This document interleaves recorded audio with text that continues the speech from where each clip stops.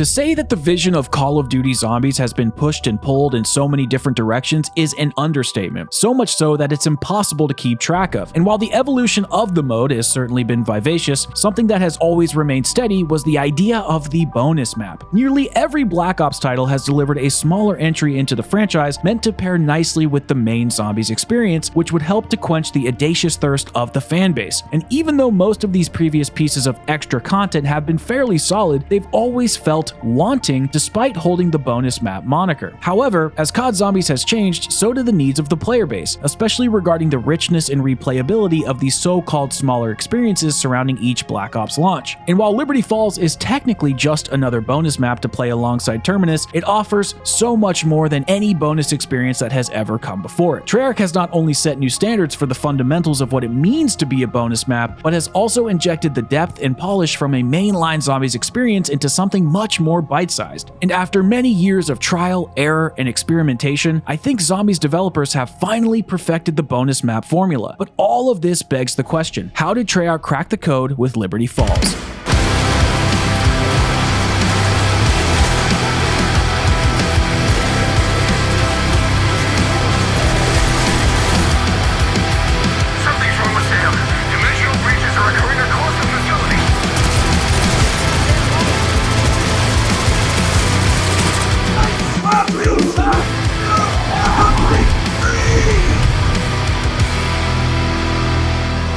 When the marketing campaign for Black Ops 6 Zombies began and Liberty Falls was teased, a simple question bubbled up to the surface. What is a bonus map? Is it just a small side experience that's slapped onto the game to sell more units? Does it need to bring assets from multiplayer? Is there any reason for it to have a hardcore type experience baked into the offering? I believe these to be all fair questions because if the map is meant to be just a bonus and not a full Zombies experience, then surely it shouldn't be perceived in the players' minds as anything exceptional. And when we take a look at previous maps in the past, Treyarch was more reserved when it came to fulfilling the obligation of the bonus map. 5 is pulled from the Black Ops 1 campaign, but has additional playable spaces along with the Winter's Howl, Pentagon Thief, and special cast of characters. Nuketown Zombies was a spin on the classic multiplayer map, which introduced an interesting gimmick where the perk machines and Pack-a-Punch fell from the sky. The Giant was a reimagined version of Derice from World at War, but had a fresh coat of paint on things like the hide-and-seek Easter egg, as well as the atmosphere of the map as snow fell gently to the ground of this haunting facility. Classified, a personal favorite of mine, was an entire reimagining of 5 and Moon, bringing about a small quest to unlock the map's wonder weapon, the Winter's Howl, along with a hidden cutscene locked behind completing 150 tedious rounds. Now, you may have noticed that there are a few things that these bonus maps have in common. They all have some sort of reused or reimagined assets flipped to have that COD Zombies flair, as well as smaller narrative implications, generally no main quest, and they were also designed to be mostly gameplay centric. But the one thing for certain you can't say about these maps is that they didn't have style, which Liberty Falls has some issues in that department, which we will come back to a bit later in the video. However, Treyarch has mostly improved upon nearly every aforementioned aspect, and while it can be debated whether or not this so-called innovation is positive, the fact remains that Treyarch has taken many pieces of the bonus map structure that were previously inconsistent and pushed their boundaries even further, which can be exemplified here with the narrative Liberty Falls showcases in the early moments before the outbreak. Now, of course, it's too soon to tell just how impactful these narrative implications will be, but on first glance, it appears that this sleepy little town has a lot more going on beneath the surface. Occurring simultaneously alongside Terminus in our Dark Aether timeline, Edward Richtofen has an atrocious nightmare where he sees his wife and son being burned alive, essentially reliving the tragedy inflicted upon him by Gregory Weaver. After shooting up in bed, an alarm sounds, alerting Richtofen and the members of Project Janus that a dimensional breach is taking place. Richtofen grabs his bedside Wunderwaffe DG2, which he uses to annihilate the zombies throughout the mansion, where it is believed that he resides, or at the very least, where part of the lab is located. Briefly before Richtofen's violent escapade, we are introduced to Blanchard, who is part of Project Janus' security team, where Richtofen orders him to, well,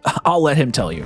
Blanchard, secure the command post. Call in response teams. Get Liberty Falls locked down. Copy? Copy. This is our first inkling as to what the main Easter egg premise is going to be, by Blanchard calling in a rapid support team to lock down the city, which turns out to be, well, us. And I know that this is such a small detail and I'm likely overanalyzing this, but the delivery of the line in the Liberty Falls cutscene is reminiscent of the classic Origins quote from Primus Richtofen in the early stages of that Zombies experience. I must work quickly.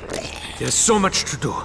A vessel for Maxis, your staffs, The opening of the gateway. Anyways, I digress. After Blanchard exits stage left, Edward demolishes the undead with the Wunderwaffe in one of the most badass, crispiest looking intro cinematics the community has ever received. Finally arriving at the elevator, Richtofen makes his way down to the lab so that he can help resolve the breach. But while he is standing, a plume of purple smoke surrounds him, lifting him off of the floor and begins slamming him around like a rag doll. And in the throes of despair, Edward makes one last promise to an unsuspecting figure. We haven't seen anything this intense narratively inside of a bonus map since the Giant when Primus murdered Ultimus Richtofen. And while Classified had a lot of great lore baked into the map itself, Treyarch took things further by making this narrative parallel to the Terminus timeline whilst planting seeds into a different pot of soil for the Dark Aether drama to blossom into. But there are many ways to tell a story, as using the map's atmosphere and art design can do so much to inform the player about what's going on, and that's no different for Liberty Falls, despite missing the mark in some key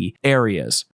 Before Liberty Falls released to the public, one of the biggest complaints of the map was how it lacked charisma when compared to something like Blood of the Dead or Origins. And that's fair to say, but before we dive into the nuances of Treyarch's artistic vision, it would be more apt to first compare Liberty Falls to the other bonus maps from the last 10 to 15 years. Because here's the thing, these previous maps, 5, Nuketown Zombies, The Giant, Classified, the art direction is so much more moody and dramatic in comparison to Liberty Falls. And while it's slightly disappointing to not have more of a brooding and melancholic tone permeating through the map's DNA, I'm not going to sit here and say that this is garbage or anything like that, because it isn't. And in fact, I think Treyarch has done a much better job with the art design than most people give it credit, and we're going to touch on that in a few moments. But yes, it is true, Liberty Falls is missing a bit of that dramatic flair, which begs the question, why did developers not take extra steps to ensure atmospheric perfection? You'd think with the uphill battle of re-winning fans over from the past few Zombies modes falling flat, that visual aesthetic would be top priority for every Zombies map moving forward, even if it's just a measly bonus experience. So what exactly is the problem here? Well, the most glaring issue is the way that daylight is utilized inside of Liberty Falls. It should be clarified that the sun being out doesn't equate to a map being bad necessarily, but it does remove that ambiance most Zombies maps are associated with. Even if you look at maps like Der Eisendrache, Tag der Toten, Shi no Numa, the fact that these maps are in the daytime isn't really the issue. It's how the light is utilized and the color palettes associated within it. So while we've already established that previous bonus maps have had great atmospheric direction, let's shift gears slightly and use another example from the COD Zombies library to showcase proper use of daylight. Alpha Omega. Now, whether you personally loved Alpha Omega or not, fans never disputed if it looked like a Zombies map, as it follows a lot of the classic artistic core fundamentals. And while it certainly caused a lot of contention inside of the community, it really is probably the closest example in terms of the use of daylight inside of a small town. After the player spawns in and begins exploring the main spaces of Nuketown, we can begin to look around and see a beautiful skybox with deep, vibrant blue streaks where it looks like a storm is brewing that could lead to a downpour at any moment. The foliage is a mix of bright greens, while the desert peeks through the windows and door frames, revealing the mustard yellow sand dunes in the background. There are piles of furniture everywhere and spikes to fend off the zombies. Dark red blood is spattered all over, and flames gently dance from beneath the bright yellow bus as their orange glow lets the player know of the reckoning that lays before them. Now, this isn't to say that Liberty Falls is lifeless or has no personality, but it's quite clear that when looking at these two maps side by side, there is a stark difference in the approach that Treyarch took with their design language. Does Liberty Falls have some of these aspects? Yes, but it's not nearly as potent with its use of color. The sky is a bit more muted, the gas station sign is not as bright, and the flames from the oil tanker feel more subdued. In fact, the colors in the map overall tend to be toned down in terms of both contrast and vibrancy, removing that rich flavor that is generally paired with the Treyarch Zombies experience. But it's not all bad news, as despite the map missing that punch of color we are used to, Liberty Falls does a lot right with the small details in terms of both stylization and world building, and even in some ways outshines Terminus. Now, upon my first impressions, I was really disappointed by the spawn room, as it appeared to be drab and unexciting. But the more I have played this map, the more I realize just how powerful of a starting position it really is. Similar to Alpha Omega, Treyarch forces the player to overlook the debris and destruction all over the playing field. The help sign laying out for the rescue team that never came, the roaring flames and billowing cloud of smoke from the crashed truck just next to it, quick and immediate signs of all hope being lost. And if the player looks dead center through all of the disaster, at the top of the hill, a church sits, looking ever so peaceful. Is it completely absolved from all of this chaos? Well, it's up to us to find out. All of this environmental storytelling is digested in a fraction of a second while the player stands in a pile of blood and rubble at the edge of a rooftop. Absolutely genius work by Treyarch. And just like Terminus, Liberty Falls also uses tricks to showcase that a containment breach is truly occurring by making the map feel animated. As once the player is down off the roof and into the main starting area, there is still more to uncover. Trucks and cars have zombies trapped underneath them while they struggle to break free. Zombies are even sitting inside of vehicles hoping to escape so that they can tear us to pieces, just as they are doing to a few of the unfortunate citizens of this town who didn't make it and instead turned into an undead snack. However, my favorite small detail is showcased when players make their way up to the second floor of the motel, where zombies will burst through the door chasing you while also revealing the crafting table for the map's wonder weapon. Pretty damn cool. And even though exploration isn't a huge centerpiece of Liberty Falls, there is just enough narrative to soak in while continuing our journey towards the church. Small things like abandoned cars from citizens are sitting in the middle of the road, or messages which are written in blood hinting to the player at what comes next in the storyline. There are also major points of interest like the truck on fire in the middle of the spawn area, the ransacked comic book store, the bowling alley, and of course, the bank where furniture and charred bodies lie all around. These are all great landmarks that help to demonstrate that some sort of emergency is currently unraveling. But of course, the pinnacle area of Liberty Falls is the church, which is both spectacular and slightly redundant. So what do I mean by that? Well, it's spectacular because once we arrive, there is a nasty doorway with some sort of alien-like or dark ether entity flesh components to it that opens up with enough essence on hand. Upon entry, it's clear that the church is a pocket dimension or section of the dark ether, as entering inside cuts off communications with Project Janus security. When looking up, there is a magnificent dark ether skybox, and dark ether crystals are scattered upon the floor, awaiting to be broken to reveal gameplay goodies. And I don't think I'm alone in saying that the dark ether is quite beautiful. The purple hues and contrasting light blues make up for some amazing aesthetic design. However, the dark ether has been showcased quite frequently over the last few years, and aside from Vanguard Zombies' horrendous take on it, there hasn't been much variety in terms of the dark ether's overall artistic vision. If the dark ether is so powerful and able to perform a magnitude of unbelievable mind-bending shifts of reality, it seems like a change in environmental storytelling could be part of that powerful shift. So while I'm not a dark ether hater by any means, I can't help but yearn for something a bit different as opposed to what has been portrayed in the last few games. And so the hope is that Treyarch begins to continue to build out this narrative, that the Dark Ether 2 expands in ways or to worlds that none of us could ever conceive of. That being said, Liberty Falls really does a tremendous job of world building by leaving breadcrumbs for players to follow that slowly lead to that top tier lore creation we are so fond of from Treyarch. But just like any map, it simply takes a moment to notice as we get to know the experience more intimately. And while I wish the color scheme of the map wasn't as washed out as it is, there are many other aspects that help to make up for the lack of disposition, one of those things being the map's main quest. Is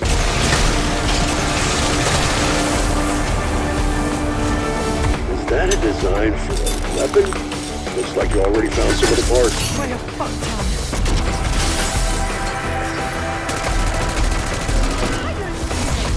Before the marketing of Black Ops 6 hit its stride in August, many fans really weren't sure if a main quest would make it into Liberty Falls, as it could have been more of a gameplay-centric map. We just simply didn't know. However, when it was confirmed that a main quest was going to be part of the experience, the community began to wonder just how wild Treyarch would go, as Liberty Falls now was being touted as a smaller map and designed for the casual player in mind. And when gameplay was revealed at COD Next, the uproar from the community was so defiant, and ideas solidified that this main Easter egg would simply be an afterthought, which also seemed to be all but confirmed by the devs themselves. From a design philosophy, when it comes to designing both Terminus and Liberty Falls, what are your sort of goals with each map? I think over the years we've found that, hey, some nights I'm into a really deep experience that's going to challenge me.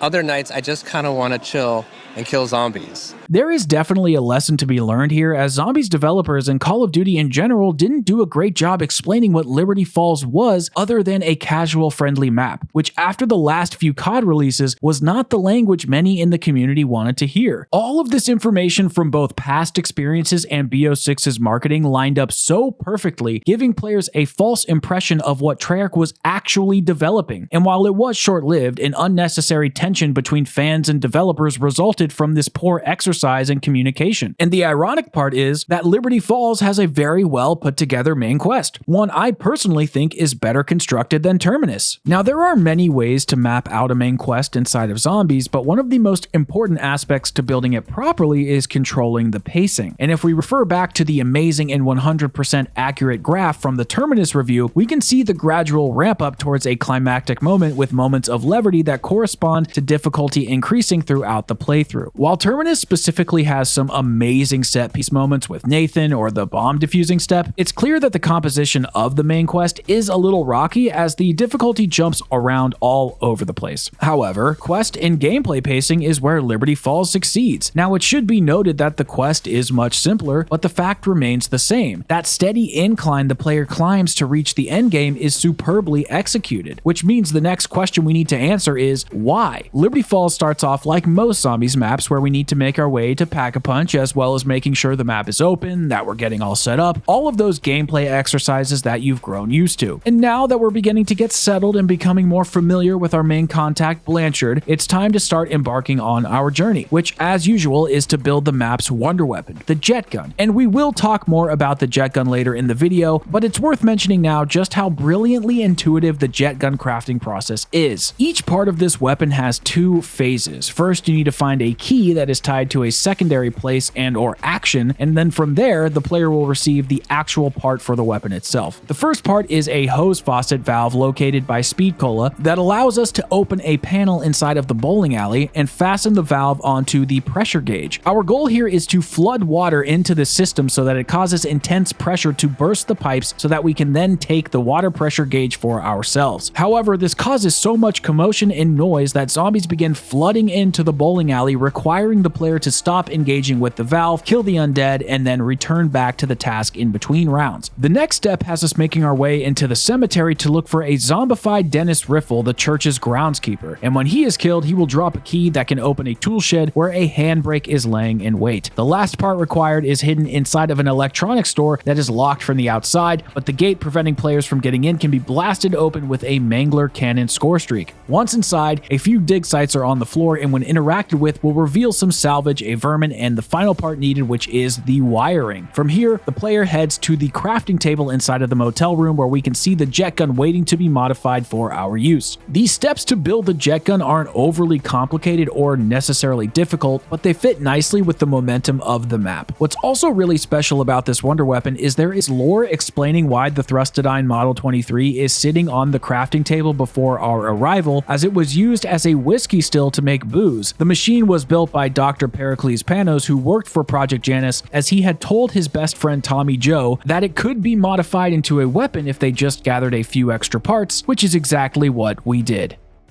While the beginning steps of this quest don't need to be completed in any particular order, once the jet gun is built or acquired from the mystery box, the player needs to make their way over to a machine inside of the church called the Simultaneous Dimensional Gateway, and once we interact with it, we meet a new friend, Dr. Pericles Panos. A short in-game cutscene where Pericles explains how he oversaw interdimensional research for Project Janus, and at some point while he was trying to close the containment breach, his dimensional resonance got reset, trapping him in the dark ether, and now it's up to us to help him end this nightmare and bring him home. He states that there are 3 devices hidden around the map that we need to salvage so we can craft a limited trans-dimensional gateway device, also known as an LTG. Once the working LTG is built, the player can bring in high-value targets, or HVTs, into our world and then salvage their dark ethereal energy. There are 2 spots around Liberty Falls that have dark purple clouds hovering over them, and that is where we can place the working LTG. But before we can do that, we actually need to build it first. 3 pieces are hidden around the map, some harder to find than others, but they do require the jet gun to suction them up, and once we have them all, we can craft them on the roof over where the Wonder Fizz machine spawns. But now that we have the complete LTG, we can place it down underneath the Dark Aether cloud, and while the machine is beginning to work its magic to tear the fabric of space and time, zombies will come and attack it, trying to prevent the player from accessing the other dimension. And this step can be a little tricky if you don't use the Wonder Weapon, as zombies are coming in from all angles, and the LTG doesn't have a ton of health, so it's easy for you to fail if you're not paying attention. Once the process has been completed, an HVT will spawn, and the player has to weaken it to the point where it is on the brink of death and begins to more or less bleed out Dark Aether energy. From here, we need to lure the HVT to one of the Dark Aether field generator traps while setting a canister down inside of the field so that when the HVT is killed, the essence is captured into the containment device. And of course, we return this canister back to the church's SDG machine and repeat the entire process over. Only this time, we need to unlock an additional ether canister found in spawn by doing a simple puzzle using the map's Strauss counter to maneuver these small projectors, which break the energy field of the machine housing the canister. Once we bring in the second HVT and collect its essence, we can head back to the church, insert the final ether canister, where then Panos tells us he's ready to begin the final encounter. However, at this point, the player should be heavily skeptical, as Dr. Panos has been acting very strange, talking to what appears to be other entities or another person trapped in the Dark Aether. We're not really sure. Of course, we'll probably never find out the full truth, as he continually shrugs it off throughout the quest, which makes his motives seem potentially self-serving. But now it's time to interact with the simultaneous dimensional gateway, and once we do, a lockdown sequence in the church begins. This is by far the best moment of the entire quest without a doubt. It's just so much damn fun. It's a very fair and intense brush up against the undead, vermin, and boss zombies, as the speed and truculence of the zombies pairs wonderful with the claustrophobic nature of the church, and the manglers and the abominations help to impede our hordes by knocking them down when shooting or stampeding through them. And while we're killing these enemies, their ethereal essence is being captured inside of the SDG, as you can see a ball of energy growing larger and larger above it. Once the final abomination is killed, Panos announces our success as the energy blast concusses the player into last stand, and then a cutscene begins to play. Alpha Team, how copy?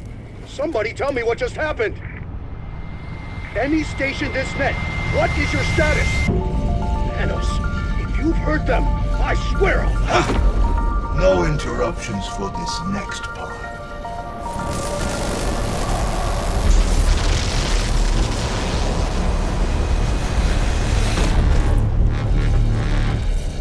Thank you, my friends, for volunteering to take my place here.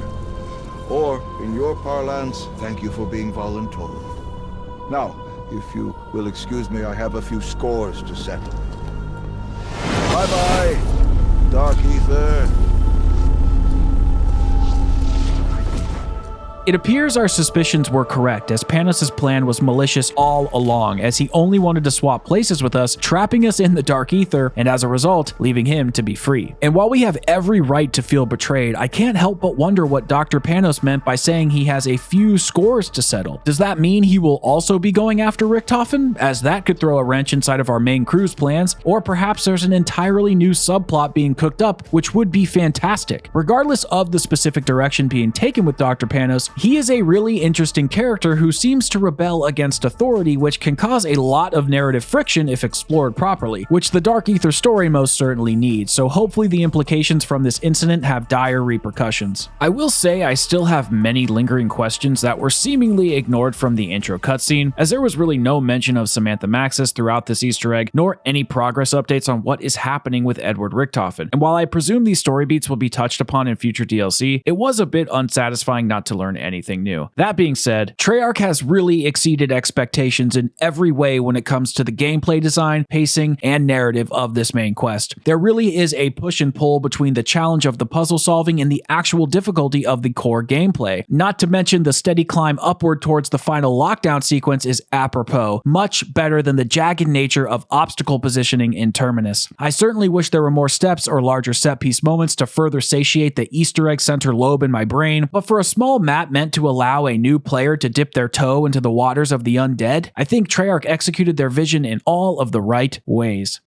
Over the last 16 years, there have been a handful of maps that have come close to the concept of perfection, but the majority of above-average zombies experiences, there's something that always has to give, and that's just due to the hostile nature of game development. Perhaps the main Easter egg doesn't flow properly, wonder weapons don't feel balanced, or maybe it's the art design, but often it's usually something with the core gameplay. This could be affected in large part by a map's layout or maybe its enemy design. However, I don't think Liberty Falls really suffers with its general gameplay feel or the integration of Black Ops 6 zombie systems. In fact, it's quite the opposite. Point blank, Liberty Falls does exactly what it sets out to do, which is have a straightforward experience with a few doors to purchase, an easy pack-a-punch system to open, and a quaint, simplistic approach to the layout of the map. The main goal here is to simply kill zombies and use whatever guns, score streaks, or strategies a player deems necessary. Nothing is really off limits at all when it comes to player approach. The map is super open with far sightlines and spacious room to train zombies, but Treyarch makes sure to balance that out with proper spawns, manglers, and abominations. And while the mini-boss spam gets quite annoying, particularly with the manglers, this seems to be more of an issue with Black Ops 6 generally speaking, rather than the design philosophy of Liberty Falls individually. From the bowling alley, the rooftop, the main spawn area, and everywhere in between, I can't think of many places that are off limits. The variety in these play spaces offer subtle nuances in the gameplay while continuing to highlight small bits of visual diversity. This helps to make each match feel fresh, allowing players to continually experience things from slightly different points of view. Are some areas going to perform better than others in terms of both fun factor and strategy? Of course, but it all depends on what exactly your goal is for the match at hand, which is honestly the case with any map we've received over the years. Liberty Falls also has a unique layout where omni-movement and mantling are clearly taken into consideration, which is why the map is built to push operators uphill. On the way back down, players can sprint, slide, and dive in all sorts of directions, taking full advantage of these new gameplay mechanics inside of the spacious areas Liberty Falls has to offer. And with the way the zombie spawn system handles the increased headcount of the undead, you can often see them pouring down the rooftops while also surrounding you from behind, giving you the feeling that this hell will absolutely never end. Liberty Falls gives off the impression that having all of this extra space can make the gameplay loop easier, and I'm sure it does in some cases, but with the way that the zombies spread out far and wide across the map, you will need some backup to help ease the burden of this spacious landscape. Luckily, there are some decent traps that can help with that, like the Dark Aether field generator, which covers a tremendous amount of ground, slowing and damaging zombies, allowing the player to catch their breath or just kill zombies that much faster. There is also the Aetherella trap. This strange trap is located in the comic book store and fires lasers from her eyes, disintegrating the undead as they aggressively make their way into the store's entrances and exits. But Liberty Falls' real success takes place in the secrets which lay beneath the surface, as the side quests and Easter eggs in this map are tremendous, rivaling even some of the best zombies experiences from the last 5 to 10 years. There are literally so many things to pursue inside of this map, it's truly unbelievable. You can make zombies dance by looking out of the viewfinder near the river. You can use a chopper gunner to reveal a hidden shovel to dig up rewards from the cemetery, and can even activate an interesting fire trap inside of the church by shooting the candles in the votive stands. There is also, of course, the classic music Easter egg, hidden power-ups, and even a vending machine that you can punch, which can give you a free ray gun. Granted, I've never gotten anything out of it before other than a measly overpriced snack, but there are a few side quests that are quite amazing that we've never really seen done in zombies before, or at least not in this style. The first one would have to be the free Deadshot Daiquiri Easter egg, where a player can shoot a half dozen cans from outside of the map to get the perk. And while you may be saying to yourself, we get free perks all the time in zombies, and you'd be right, but this perk machine isn't on the map and can't be purchased until the Wonder Fizz machine spawns in on the map at round 25, which means that critical kills are going to be that much more difficult unless you have this perk beforehand. Another side quest is, of course, the bowling Easter egg, which is just some classic Treyarch fun. They have brought back the Mr. Peak side Easter eggs, which were a staple inside of Cold War Zombies and Vanguard's Shin Onuma Reborn, but the devs really took things up a notch with this Easter egg, as bowling for zombies was likely not on anyone's radar. And lastly, the Aetherella superhero Easter egg is probably the most peculiar side quest Treyarch has cooked up in quite some time. This requires players to find a handful of statues hidden around the map in precarious places and suck them up with the jet gun. And once they're all found, the player then turns into the Aetherella trap and can shoot lasers at all of the zombies for a few rounds, essentially having God mode turned on for a bit, but in an interesting and unique manner. Having this much side content makes Liberty Falls such a joy to play, and also makes me begin to wonder what else Treyarch has up their sleeves for this zombie season, as they have seemed to flip the majority of players' expectations upside down with not only their ability to pack the map with clever side quests, but to also revitalize utilize one of the most detested wonder weapons in the COD Zombies franchise.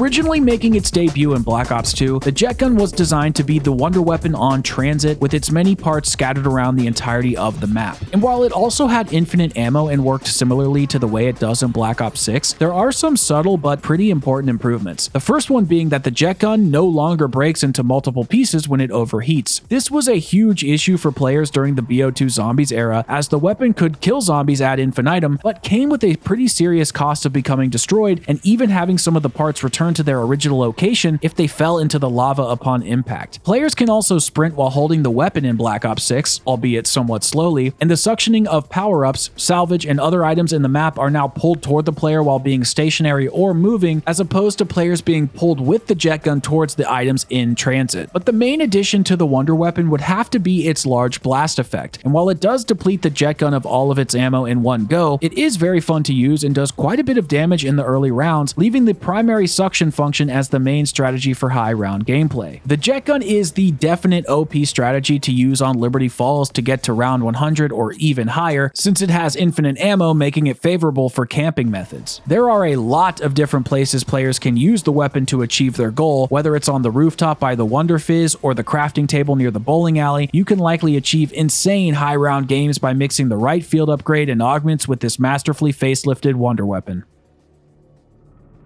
When it comes to fan reception of Liberty Falls, I think it's pretty clear that the majority of players are enjoying the map, and for good reason. It succeeds in almost every aspect as to what makes a bonus map great, and even goes above and beyond, rivaling some major Zombies experiences with its sheer amount of depth and innovation of side content. However, while Liberty Falls has many strengths with its quest, gameplay mechanics, wonder weapon, and lively nature, it fails to deliver on some pinnacle aspects of atmosphere and art design, delivering a somewhat drab and faded exterior, which thankfully can be penetrated, as beneath the surface, there is much to be pleased with in terms of replayability. No one was expecting this experience to be perfect, and I think it's safe to say that no one thought Treyarch would be raising the bar in so many areas in what was initially chalked up to be merely a casual experience. And when thinking about where this all started in 2008 with Nocturne Untoten, a map with limited features and a bare-bones gameplay loop, all the way up to Liberty Falls, which has now pushed the mode forward to heights unseen, it's clear that as COD Zombies continues to surge in popularity, it will proceed to be retooled, reshaped, and redefined, transforming what was once simply a bonus mode into something so much more.